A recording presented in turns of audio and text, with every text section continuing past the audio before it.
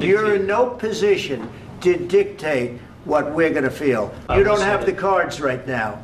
With us, you start having cards. Right now, you don't. You're playing cards.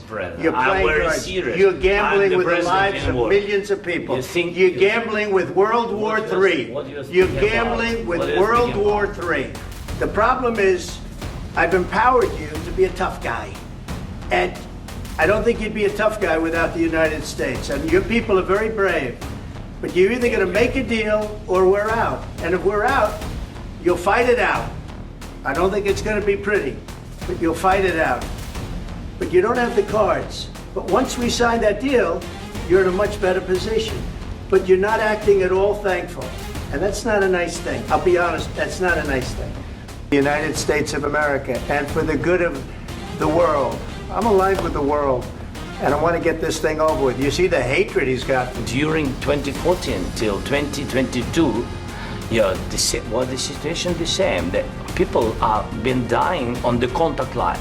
Nobody stopped him. He broken this ceasefire. He killed our people, and he didn't exchange prisoners. We signed the exchange of prisoners, but he didn't do it. What kind of diplomacy, JD, you are speaking about? I'm talking about the kind of diplomacy that's going to end the destruction of your country. Yes, but if you Mr. President, with respect, I think it's disrespectful for you to come into the Oval Office and try to litigate this in front of the American media. Right now, you guys are going around and forcing conscripts to the front lines because you have manpower problems. Well, you bring them on a propaganda tour, Mr. President. First of all, during the war, everybody has problems. Even you, but you have nice ocean. And don't feel now, but you will feel it in the future. We're going to feel very good. You will feel influence. We're going to feel very good and very strong. You will feel influence. You're right now not in a very good position. You've allowed yourself to be in a very bad position, and he happens to be right about it. From the very beginning of the war. You're not in a good position. And what you're doing is very disrespectful to the country, this country. That's back to you. Far more than a lot of people said. Your country's in big trouble. Can I Wait a minute. No. You've done a lot of talking. Your country is in big trouble. I know. You're not winning. You're not winning this. You have a damn good chance of coming out okay because of us. Mr. President, we are staying in our country, staying strong from the very beginning of the war. We've been alone. And we are thankful. I said thanks you haven't in been this alone. cabinet. You haven't been alone. In this cabinet. We gave you, through this stupid president, $350 billion.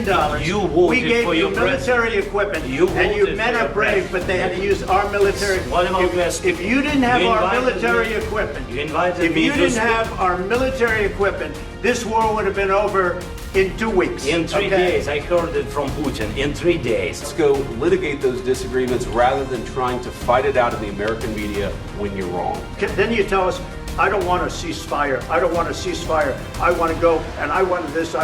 Look, if you could get a ceasefire right now, I tell you, you take it so the bullets stop flying and your men stop getting killed. Of course we want to stop the war. But you're saying you don't want a ceasefire. But I said to you, I want a ceasefire. With guarantees. Because you'll get a ceasefire faster than an agreement. Ask our people about ceasefire, what they think. That wasn't with me. That wasn't with me. That was with a guy named Biden who was not a smart person. Excuse me. That was with Obama, who gave you sheets, and I gave you javelins. Yes. I gave you the javelins to take out all those tanks. Obama gave you sheets. Let me tell you, you don't have the cards. With us, you have the cards. But without us, you don't have any cards. One more question tonight, the Vice President. I'm sorry. It's going to be a tough deal to make because the attitudes have to change.